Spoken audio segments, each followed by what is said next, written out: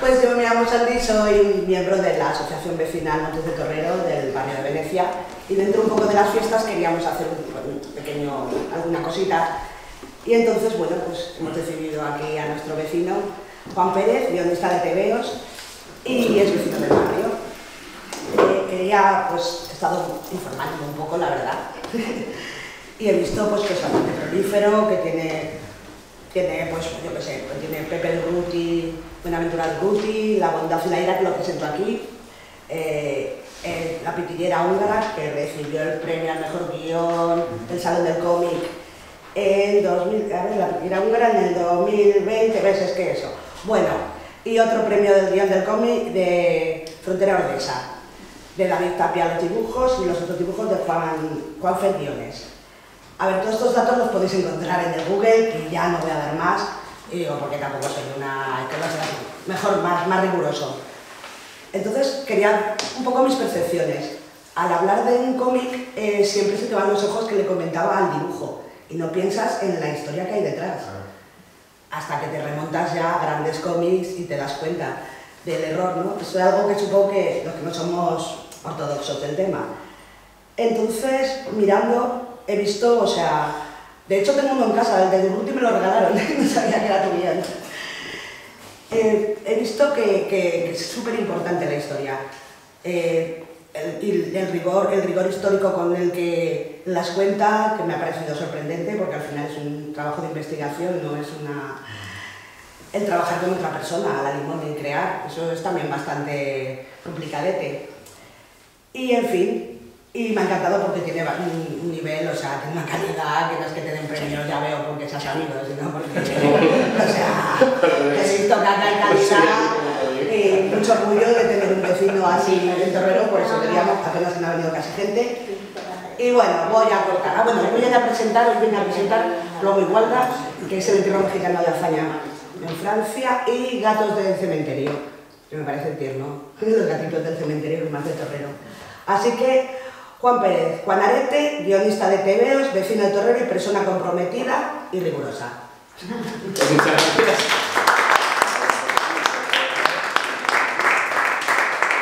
Yo no voy a hablar porque de lo que ha dicho, además, eres mi muy mejor amigo, que decía el Baraja en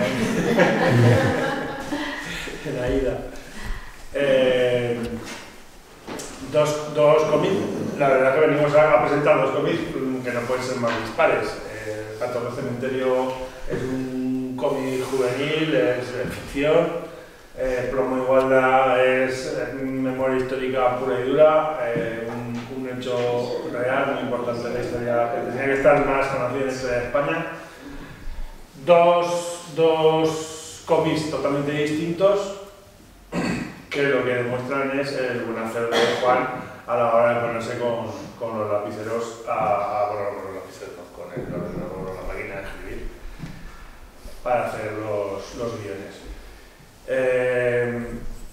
Es verdad que la faceta de Juan, de guionista de cómics sobre memoria histórica, quizás sea la más reconocida, pero es verdad que tiene un montón de historias aparte, que no solamente de Gatos del Cementerio, que ya estamos preparando la segunda edición, no, la segunda parte.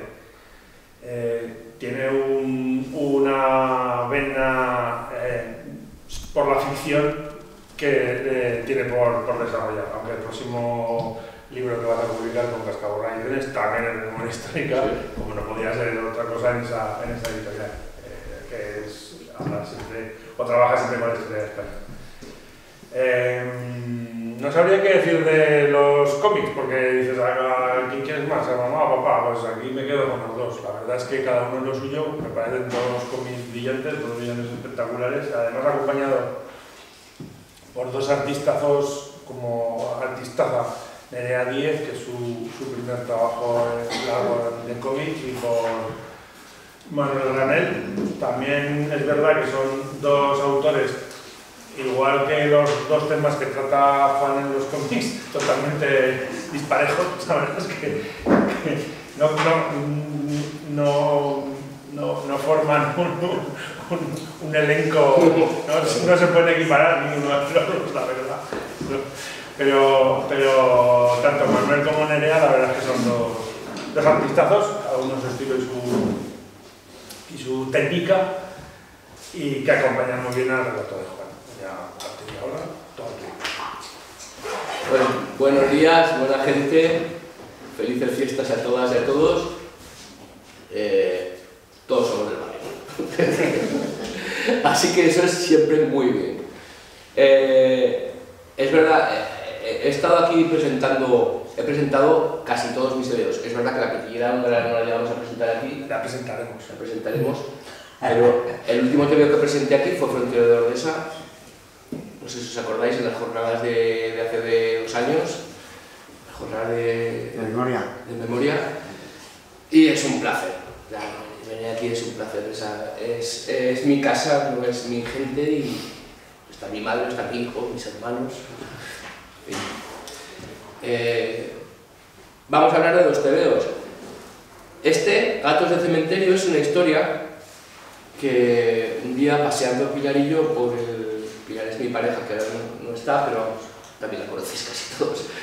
Paseando por el cementerio vimos que había muchísimos gatos. Todo esto antes de que los sacaran al tiro de bola. Y pues, tantos gatos. Recuerdo que era un día de invierno, había niebla, así como todo muy bucólico, y había muchísimos gatos. Y bueno, pues, la verdad es que los dos nos gusta mucho fantasear y lo pasamos muy bien contándonos historias y contándonos cosillas, ¿no? Entonces pensamos, ¿por qué habría tantos gatos? ¿No? Pues empezamos a decir cosas y salió. Pues igual están para que las ánimas del cementerio no escapen del cementerio. Y de ahí empezamos a pensar y se me ocurrió la historia esta. Jamás había escrito nada que no fuese memoria histórica. No por nada, sino porque me interesa la memoria histórica fundamentalmente. Pero pensé que podría ser un reto. Entonces hice un par de bocetos y un par de lo que sería una pequeña escaleta de lo que podría ser un futuro, un TVO. Y en la feria de Monzón del libro aragonés de hace unos cuantos años, pues se lo participé a Sara, la copropietaria y coeditora de GP Ediciones. Y bueno, yo tengo una libreta donde voy apuntando futuras cosas, ¿no? Futuros proyectos que pueden ser, que luego no salen, o sí salen. Y yo creo que los editores hacen lo mismo, que tienen también una cartera diciendo, bueno, pues por aquí podemos tirar, depende, vamos a ver. Y un buen día me llamó Sara y me dijo, mira, va a hacer las prácticas con nosotros, con la editorial, una chica de la Escuela de Artes del Arte de Zaragoza, Nerea Díaz, que es en definitiva quien la dibujo del TVO, que le vamos a proponer para las prácticas hacer un desarrollo de personajes, hacer una portada y un pequeño esquema de lo que podría ser un cómic, unas primeras páginas. Y se acordaba de esa historia de los gatos del cementerio. Y me preguntó, ¿quieres participar? ¿Quieres que ella dibuje y forme parte de esta historia? Entonces a mí me pareció bien, siempre es arriesgado, porque unas prácticas pueden salir o no pueden salir. Luego la dibujante puede ser meritoria para publicar un TVO o no. Bueno, yo dije, pues sí, me apetece. Entonces empecé a escribirlo, lo escribí y le pasé el guión. O sea, no escribí lo que me pidió Sara, sino que escribí todo el TVO entero y se lo pasé. Entonces conocí a Nerea.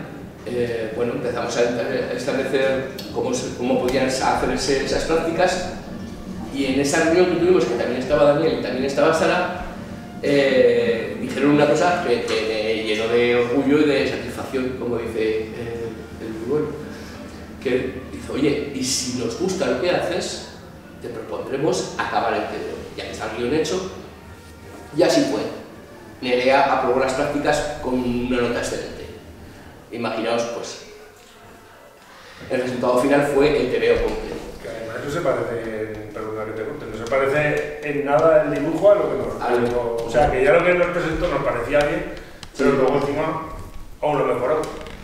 Y bueno, y la historia es una historia, a ver, yo cuando lo escribí estaba pensando en una historia de fantasmas, y de fantasmas, de una ficción fantasiosa sobre lo que os he contado de por qué los gatos están en el cementerio. Claro, pero yo necesitaba unos personajes humanos. Al meter unos personajes humanos no podía meter a unos adultos, creo que le iba mejor una pandilla juvenil.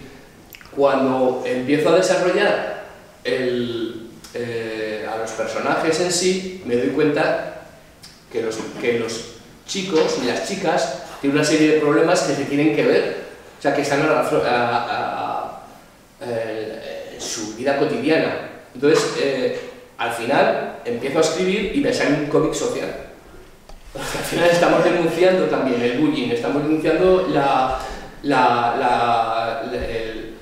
el acoso por la... El maltrato animal también. El maltrato animal y por la diferencia, o sea, por la identidad sexual que tienen, que los chicos de hoy en día y las chicas de hoy en día tienen. Entonces, al final me ha salido me salió una historia que yo creo comprometida dentro de lo que es el rigor, o sea, fuera del rigor de la fantasía.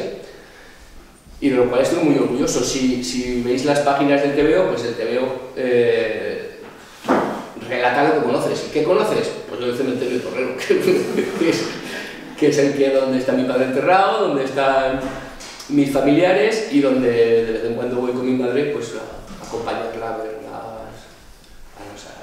los restos de las familias que están ahí y a pasear por ahí, por el barrio. Entonces sale dibujado perfectamente todo lo que es la tapia y todo lo que esas puertas secundarias que tiene en la bajada del tercer cinturón, dirección La Paz, ¿no? Y esto es el gato en el cementerio, una historia fantasiosa de por qué hay gatos en el cementerio. Fundamentalmente para que las ánimas no escapen. Es una pelea que tienen desde el principio de los tiempos. Los gatos y las ánimas abyectas. Y esto sería un poco este TVO. ¿Puedo decir una cosa? Sí. Además, a mí, por ejemplo, yo de la visión del cementerio, que también es una forma de convertirlo en una figura amigable, porque al final de cuentas no deja de ser una cosa triste, ¿no? Pero sí de acercarlo a la ciudad, porque yo me acuerdo cuando éramos pequeños, ¿no? El cementerio era lo que estaba al final de la Avenida América, que me acuerdo esas noches de niebla espesa, que daba como una cosa al rollo al fondo, esa imagen del cementerio que te sobrecogía, ¿no? De decir, hostias, vamos a acabar todos ahí. Que sin embargo es una forma también de acercar, de integrar, porque al final la vida y la muerte va todo junto, ¿no? Y lo integras en la vida cotidiana y en las historias. Sí, la muerte forma parte de la vida. Aunque es el final de la vida, forma parte, nos acompaña desde que nacemos hasta que morimos, no por nosotros, sino por la gente que se nos va dejando. A mí creo que es importante también, es importante en otras sociedades tienen a la muerte como una faceta más de la vida, y no necesariamente por connotaciones religiosas, sino por connotaciones sociales. Sí, yo estoy de acuerdo en eso. Me parece muy bien. Y luego, la franja de edad a la que va destinada, que es a partir de los 8 años en adelante, yo creo que se identifica muy bien y desde luego se ha convertido en un superventas que está muy bien y que creo que la historia, os contaré, para terminar de hablar de gatos, que ya está escrita la segunda parte y que la segunda parte aún tiene más que ver con Torrero que la primera, porque una taimada y malhechora alcaldesa de la ciudad ha cogido todos los gatos, sí, todos los gatos que estaban en colonias felinas y se los ha llevado a un sitio. Y entonces los chicos, claro, ¿qué pasa? Pues que si no hay gatos en el cementerio para impedir que las ánimas escapen, pues las ánimas escapan. Entonces, por ahí va la historia, la segunda parte. Muy bien. Creo que con más sentido del humor que esta, quizás con menos compromiso social, pero bueno. También de vez en cuando hay que trabajar. También hay que pasárselo bien. Y ahí, Juan, donde llevaron a los gatos, estaba el guano, acuérdate. Sí, del guano, me acuerdo perfectamente. Que había El barrio era el guano, la cárcel y el Y cementerio. luego la visión que se tenía, porque antiguamente hablabas con alguno de fuera y decías, joder, el torrero, el cementerio y la cárcel. Joder, macho. Y el guano. Y el guano, sí. Pero joder, ¿y qué pasa? Es que es verdad que hemos convivido con el cementerio y no pasa absolutamente nada. No. Pero hay gente que lo tiene como una cosa, un tabú, no sé. Pero eso era antes. Sí, sí. Porque, Sí, sí, vamos, no, pero yo tiene lo que- cuento montones de veces. Claro. Cuando yo era joven, más que ahora, tu madre- Más incluso. tu madre me conoce, como no te acuerdas de mí, pero que era así una chica maja. Y los moscones que había antes que te querían acompañar, que tú no querías, decía, no, oye, que es que yo vivo muy lejos. Y decían, ¿dónde vives? Y decían, en La Paz, tal. Yo vivía en el barrio San Antonio, pero es igual, en La Paz, que era más lejos y todavía peor. Y decían, en La Paz vives. No les pegaba. Y yo me he cambiado de sitio y cuando dicen, ¿dónde vives? En La Paz. ¡Ah, en La Paz vives! O sea, que ya se nos ha ido un poco lo de la cárcel, el cementerio y el guano. Sí, ahora sí. Y una cosa que comentabas tú, de que el cementerio se tenía, tú como eres más joven, pero yo cuando era cría tenía unas ganas de que llegara todos los santos Anda. para ir al cementerio. Oye, y nos pasábamos el día leyendo lápidas.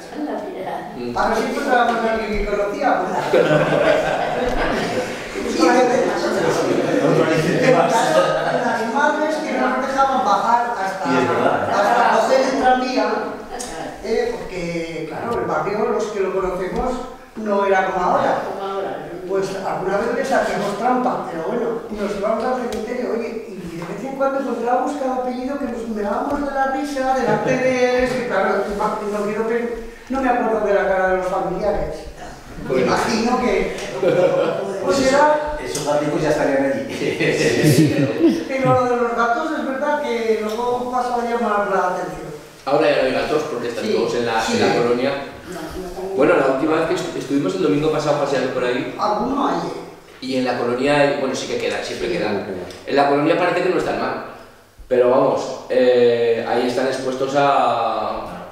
En fin, bueno, esto es lo que han decidido las autoridades nuestras que tenemos ahora, que nos han quedado que ya pasarán, ya se irán. O sea, hemos visto pasar de todo, ya se irán.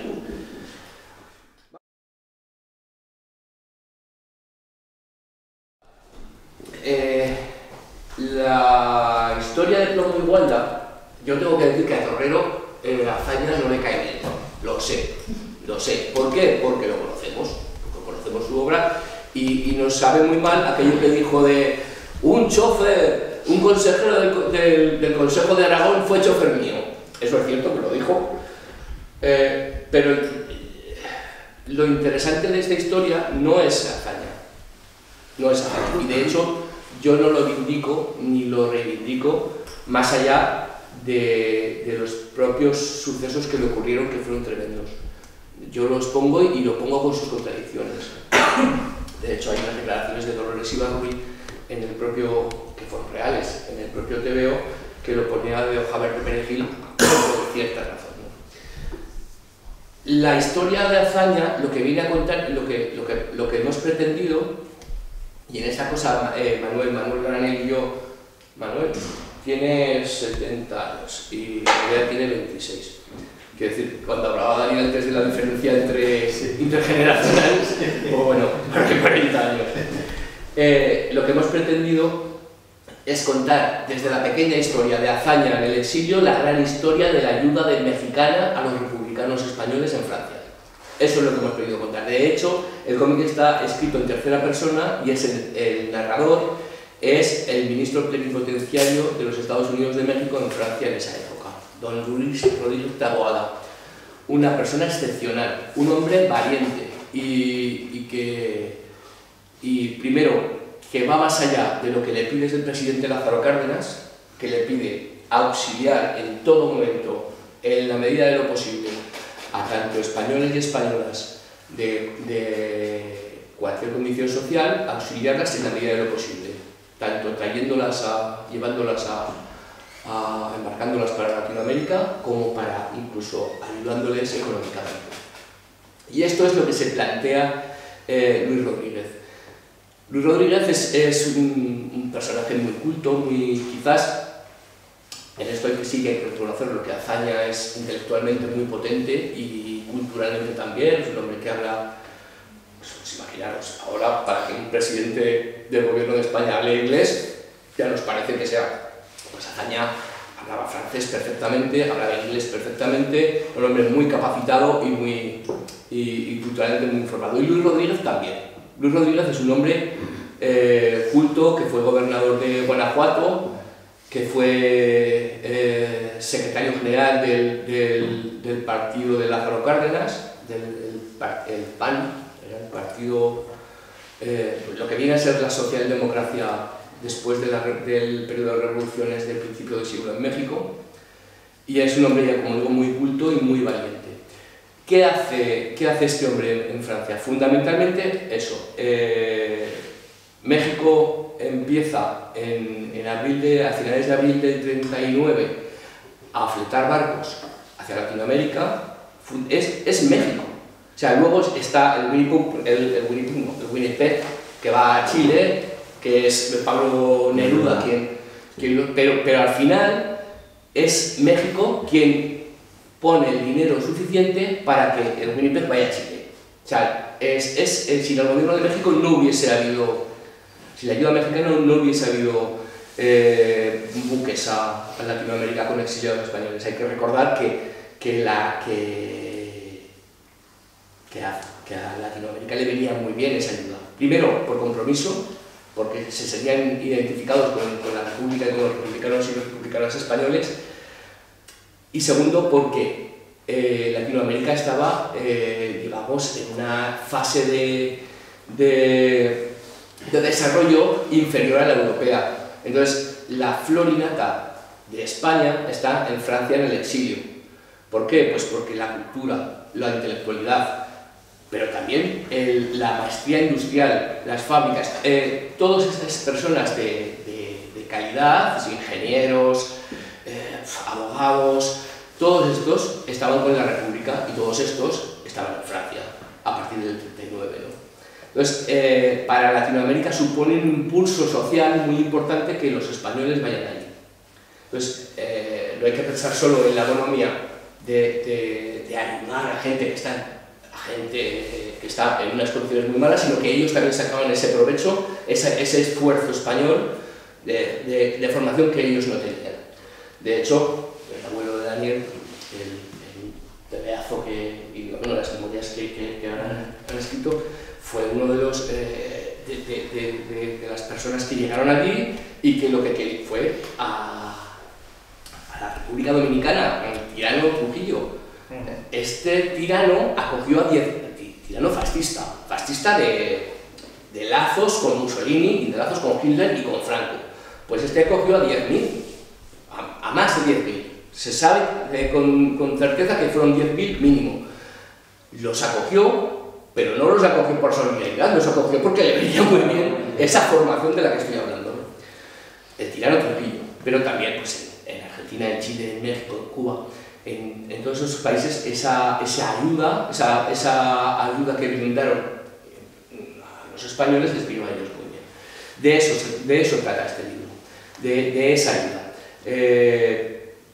Nosotros es muy difícil contar una historia que describa unos hechos sin ser un peñazo. Entonces, nosotros lo que hemos intentado es contar el contexto. El contexto es fundamental para entenderlo todo. Claro, hay que pensar que empieza la guerra, que cuando empieza la guerra mundial, esos buques se paran. Y es ahí cuando Lázaro Cárdenas cambia de embajador y manda a Luis Rodríguez para que fuerce y vea cómo sea posible que los buques sigan llegando a Latinoamérica desde Francia y desde Argel y en realidad de todas las colonias francesas del norte de África también, desde Túnez, ayudando a españoles, también a muchos brigadistas internacionales que estaban apátridas al acabar la guerra porque sus países originarios no los querían, pero en el caso de los alemanes, de los italianos, que vinieron muchísimos a combatir a España. Entonces, era fundamental contar ese contexto. ¿Por qué se detienen? Pues se detienen por la guerra. ¿Por qué? ¿Y qué pasa en la guerra? Hay que explicar también qué pasa ahí. Pasa, y no hay que olvidarse, que Alemania invade Polonia por un ataque de falsa bandera, justificado en un ataque de falsa bandera que no se conoce hasta el 45 en los juicios de Nuremberg, y que la Unión Soviética invade Polonia con Hitler y que firmaron el pacto Molotov-Ribbentrop, que fue determinante para dar carta de naturaleza a lo que quería hacer Hitler en el resto de Europa. Sin eso, sin esa ayuda soviética, hay que decirlo y hay que denunciarlo. Los comunistas soviéticos, ayudaron a Hitler a empezar la guerra.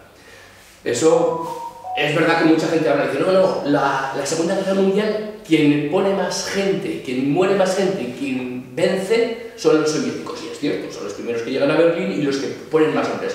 Pero sí, pero gracias a ellos empezó Hitler la guerra, que invadió Polonia y Ucrania, o sea, desde Ucrania. Y de hecho hay muchísimas fosas que se están excavando ahora en Ucrania, que con la guerra se dejaron de ver de muchísimos oficiales y muchísimos soldados polacos que estaban presos y que los pasaron por las armas y los malenterraron ahí. Esto hay que contarlo, y para que se entienda muy bien la dificultad que tenían los españoles, porque, claro, cuando empieza la guerra, desde Bélgica empiezan a llegar emigrantes y refugiados que van huyendo hacia el sur, hacia París, de los alemanes. Entonces, los españoles pasan a ser pues, unos terceros o unos cuartos en el interés general de Francia, que era ninguno por los españoles. También cosa que también denunciamos, ¿no? El desprecio de Petén y del gobierno de Laval hacia los españoles, llamándoles de todo y haciéndoles de todo, ¿no? Pues por eso hemos hecho esto, para contar lo que México hizo gracias a la vida. Y ya por último, por hablar un poco del entierro mexicano de Azaña, que es lo que nos ocupa, es un episodio que poco a poco se va conociendo, pero que hasta hace unos 10 años era muy desconocido. Lo que sucede es que la familia de Azaña, con él mismo, cuando digo la familia de Azaña, incluyo a Rivas Cherif, que era su cuñado, su hermana, su mujer, los hijos de su cuñado y su hermana, que estaban en Pilar-sur-Mer, que es una localidad muy cercana a Burdeos. De aquí, cuando los nazis empiezan la Segunda Guerra y ya van hacia abajo, bombardeando esa zona porque Burdeos sufrió muchos bombardeos en esa época también, y toda esa zona, ¿no? Porque ahí estaba el gobierno que se había trasladado de París ahí, el gobierno francés. Azaña ya estaba muy enfermo y por gestión de su cuñado, por Rivas, es que Rivas Cherif, lo he citado así, pero Rivas Cherif es un personaje muy importante. No solo fue embajador en Suiza de la Segunda República Española, sino que fue dramaturgo, fue escritor, fue un personaje muy interesante. Bueno, pues este consiguió una ambulancia y el permiso del prefecto para que Azaña, su mujer y su médico personal pudiesen escapar de esa zona a Montalbán. ¿Por qué escapar? Porque después de la firma del armisticio, la parte occidental de Francia y el centro norte queda dominado por los nazis. En el sureste hay una franja pequeñita dominada por Italia, y en el centro, incluyendo el sur con los Pirineos, pasa a ser la denominada zona de Vichy. Montalbán estaba en esa zona, en Vichy. Entonces logra sacar a Azaña y a su mujer y a su médico hacia Montalbán. ¿Por qué? Porque la falange española exterior, ya estaba cazando españoles ahí. ¿Vale? Cazó a Luis Companys, al presidente de la Generalitat, lo cazó la Gestapo, y Pedro Urraca-Rendueles, el falangista más renombrado de la falange exterior, lo trajo a España y luego terminaron fusilando en el castillo de Montjuïc. Urraca Renduales intentó hacer lo mismo con Azaña. Ya lo persiguió en su casa de Pilar-sur-Mer, no habían llegado los nazis aún y no pudo hacer nada. Pero en cuanto llegaron los nazis, Rivas Cherif lo cazó, lo llevó a España, no lo fusilaron por mediación del Papa, que pidió el perdón a Franco, y consiguieron eso, pero cazó a todos los hombres que estaban en todos los hombres, me refiero a los hombres propiamente dicho, a las mujeres y a los niños, no, solo a los hombres, los trasladó a España. A Azaña no lo cazó porque 2 días antes había ido con la ambulancia que os he contado. En Montalbán se establece en una casa amiga y Pedro Urraca Rendueles llega hasta allí, ¿vale? Todo esto está contrastado no solo por las memorias de Luis Rodríguez, sino por la propia nieta de Urraca. La nieta de Urraca, la tenéis que conocer, seguramente os sonará, bueno, nos ha escrito el prólogo, no por eso, sino porque acaba de hacer un documental que se llama Urraca Cazador de Rojos, pues su nieta es la que nos ha escrito el prólogo y la que nos ha contado esta historia y la que atestigua que esto fue así, ¿no? No tiene nada que ver la Sabina Urraca esta con el... No. Vale, porque hay una Sabina Urraca sí. que también es editora y sí, es escritora. No tiene que ver. Vale. No. Esta se llama Loreto Urraca. Vale. La nieta de Pedro Urraca. El prólogo es de caerte de culo, porque habla de su infame abuelo. Es increíble. Sí, claro. Y ella forma parte de una asociación que existe de familiares de genocidas. Quiero decir, sí. Es una asociación que fundamentalmente son alemanes, o sea, alemanes y alemanas, argentinas y chilenas, donde las familias, los herederos de esas familias denuncian a sus propias familias por la tiranía que han ejercido. De hecho, en Madrid presentamos en la Embajada de México y Urraca nos dijo, oye, quiero que me dediquéis un TVO para Goebbels. Y nos dijo, sí, sobrina nieta también de Goebbels. Increíble, o sea, porque también forma parte de esa asociación de gente que está contra lo que sus familiares anteriores habían hecho. Urraca se presenta en Montalbán y entonces Luis Rodríguez, que ya había establecido contacto con Azaña, también. Cuando saben que quieren cazarlo, manda a un personaje súper curioso que se llama Capitán, el nombre propio no lo recuerdo, pero lo pone en el TVO, Capitán Aro. El Capitán Aro era el agregado militar de la Embajada Mexicana en Francia. Estaba destinado en Marsella, en la delegación de Marsella. Lo manda a Montalbán a protegerlo con el revólver. Y de hecho, nosotros no pegamos tiros en el TVO, pero hubo tiros, defendiendo a Azaña de los hombres de Urraca, de los falangistas. Lo que hace Luis Rodríguez es trasladarlo de esa casa, donde era muy fácil capturarlo, al Hotel du Midi de Montalbán, y la primera planta de ese hotel la nombra extensión territorial de la delegación mexicana en Francia.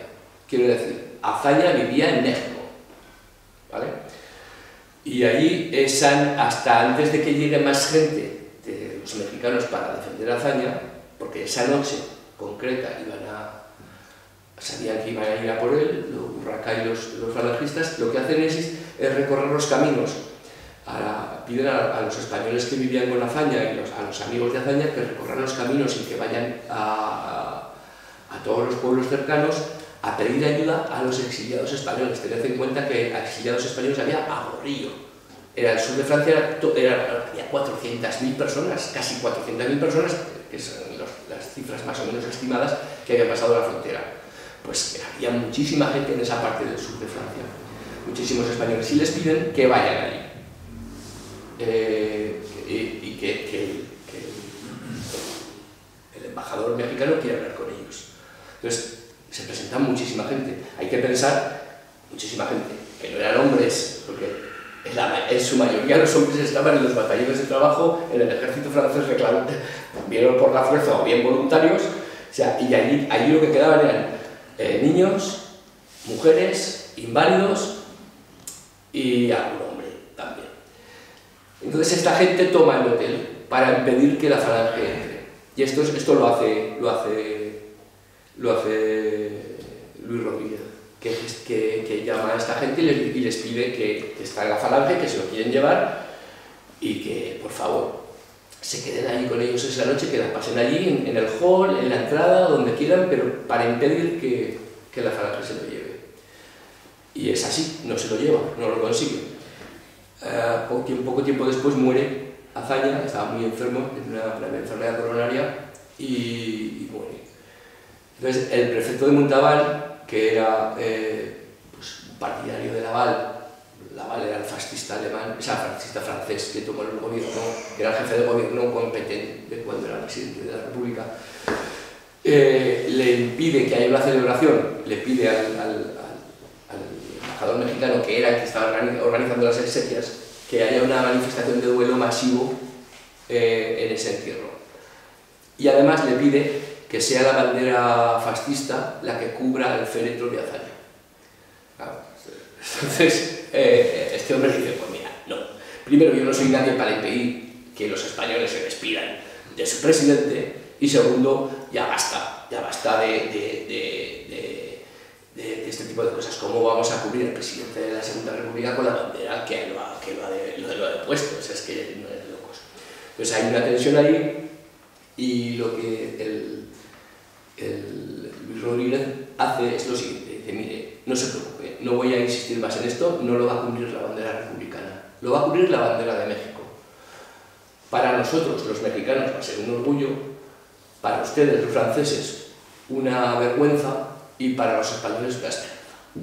Y esto son los hechos reales, lo que pasó realmente, ¿no? Y a mí me parece que, a partir de esta anécdota, contar todo ese contexto y contar sobre todo la ayuda de México a los españoles es fundamental. Y esto viene a ser la historia. Y quiero añadir dos cosas que son ficción dentro del texto, que me parecen muy importantes. En mis personajes femeninos, en mis historias, suelen tener mucho peso, y yo no tengo que seguir ninguna norma. Pero hay una historia que se llama el test de Bechdel, que si no lo conocéis os explico rápidamente lo que es. El test de Bechdel es que en todas las publicaciones y en todas las obras, tanto cinematográficas, televisivas, tebeos, novelas y tal, todo siempre que sea ficción, para pasar ese test tienen que aparecer mujeres hablando de mujeres, no mujeres hablando de hombres o no mujeres hablando con hombres. Como digo yo, este test no lo llevo al día porque creo que mis personajes femeninos tienen mucho peso y no hace falta. Pero en este caso el test no es que no pasáramos el test, es que no había mujeres. Porque las mujeres que aparecían eran las esposas de, las hijas de. Entonces, teniendo en cuenta que es una historia escrita por hombres, es imposible pensar que las mujeres estaban ahí como floreros. Entonces, por militancia mía y de Manuel, decidimos incorporar dos actos de sororidad que para cumplir ese test, porque nos gustaba. Entonces, pensando en lo que os he contado antes, de que en los campos de concentración y en los pueblos de Francia lo que quedaban eran inválidos, niños y mujeres, porque los hombres estaban en los batallones de trabajo y en el ejército francés, se nos ocurrió poner una historia de la mujer de Cipriano de Rivas y la mujer de Azaña. Y ahora, para no faltarles al respeto, voy a hablar de Carmen y de Dolores. Entonces, las ponemos en una situación en la que se están recorriendo de este a oeste Francia en tren y ven a unas mujeres con unos niños, emigrantes españolas, o vienen lloviendo, están empapándose, entonces salen del tren y les preguntan dónde van, que está lloviendo, y sin paraguas y sin abrigos. Dicen, no, que nos tenemos que presentar en la gendarmería. Entonces ellas les dan sus paraguas, sus abrigos, les dan dinero y tal. Esto, que es ficción, como digo, lo hicimos por eso, porque incluso Manuel tuvo muchísimos problemas para dibujar a los personajes femeninos porque no había más que muy pocas fotos para tomar imágenes de esas fotografías para presentar los personajes femeninos. Por eso lo quisimos hacer. También hay otra parte que también es ese ejemplo de sororidad en el que avisan a la mujer a Dolores de Rivas, a la mujer de Azaña, de que hay un falangista espiando. Entonces esto también es otra ficción y es otra mujer la que avisa. A nosotros nos parece importante mantener esta norma. No el test de Bechdel en sí, que para este caso nos ha servido, sino de una vez empezar a pensar que los personajes femeninos en la historia tuvieron tanto peso como los masculinos. Y poco más, si tenéis alguna pregunta, si queréis que hablemos un poco del tema, pues yo estaré encantado. Y me pueda dar un tonito de cerveza. No pasa nada. Este podría ser un libro entonces más homenaje al pueblo mexicano. Sí, señor. Así es, así lo... Porque lo de la hazaña es muy, tú lo has dicho, lo de la hazaña es un tema muy delicado, ¿te entiendes? Porque por la actuación que tuvo... Azaña no lo quiere nadie, no lo quiso nadie, no lo quiere, bueno, lo quisieron... Muy controvertido. Sí, pero es un personaje muy controvertido. Sí, es un personaje... Yo creo que intelectualmente era muy capaz, pero también era muy faltón y también era muy sobrado, era muy sobradete. Sí. Es verdad que luego con la guerra se le viene todo encima y se siente incapaz. Eran gente muy teórica, pero muy poco práctica, ¿no? Tanto él como Casares Quiroga, bueno, Casares Quiroga ya lo conocéis, Casares Quiroga es el dormilón de Jaca, el que no avisó a Galán de que se había aplazado la fecha de la sublevación y por eso... Quiero decir, y era el ministro de Gobernación que cuando le dicen los moros se han levantado en Canarias y dice, pues yo me voy a dormir. Sí, esto lo dijo Casares. Totalmente, sí. Eran personajes muy controvertidos. Luego está Negrín también, por ejemplo, Negrín, el jefe del gobierno Negrín, que tiene un papel también muy controvertido. Pero yo creo que quizás muy útil, o sea, es un poco como Durruti, que lo han utilizado ambos bandos para pegarse estacazos. Yo creo que era un buen hombre, y creo que claro, ser jefe de gobierno de una república en guerra, cuya única ayuda económica está y material bélico está viniendo por la Unión Soviética y la influencia que tienen los soviéticos en ese gobierno es muy difícil de capear para ser un hombre del Partido Socialista. Entonces yo creo que dentro de lo que cabe es un hombre controvertido, pero creo que distinto a Azaña. No lo sé, aquí hay muchas cosas. Mi gran Cipriano Mera, que para mí es el gran guerrero español, que fue el albañil que se bajó del andamio para coger las armas, el anarquista que tomó el cuartel de la montaña y que después en Madrid y bueno, era el gran anarquista que después de Durruti quedaba más, pero era el gran, pues participa en el golpe de Casado, a favor de Casado, Cipriano Mera. Sí. Hostia, claro, quizás no entendemos o deberíamos hacer un esfuerzo especial en no quedarnos en la primera impresión de lo que estos personajes fueron, porque eran contradictorios, pero la situación los forzó a serlo también, ¿no? Es el organizador de la rebelión del 33 que vino aquí a Zaragoza con Durruti, y bueno, fue el gran activo de la CNT en Madrid y bueno, un hombre se bajó del andamio para coger las armas y luego se volvió a subir. ¿Ahora estuvo en el mayo del 68? Sí, señor. O sea, que fíjate tú. Sí, señor, sí. Pues Cipriano Mera estuvo en el golpe de Casado. El golpe de Casado que intentó negociar con la quinta columna la paz. Sí. Que Franco no negocia. Eso Franco, lo contamos, Franco no negocia, Franco aplasta. Que es lo que hizo. A Cipriano Mera y a Casado y a todos los que estaban por ahí, al padre de Carrillo, que también estaba con el golpe de Casado. Claro. voy a decir que en septiembre sacaremos un TVO que sí, me gustaría que le prestarais atención dentro de lo que cabe, que va de la sublevación de Naka, de Fermín Garán y de García Hernández, y ahí nos hemos metido, ahí hemos dado, bueno, lo ha dibujado Manuel, el mismo que Club Igualdad, con ese dibujo clásico, y ahí estaremos. ¿Para septiembre? Para septiembre saldrá. Vale. Será, no lo saca GP Ediciones, lamentablemente lo saca otra editorial, pero sale. ¿Y creo que te va a querer Daniel con esta traición? Yo creo que sí, de hecho. Yo también voy a publicar con Cascaborra. O sea.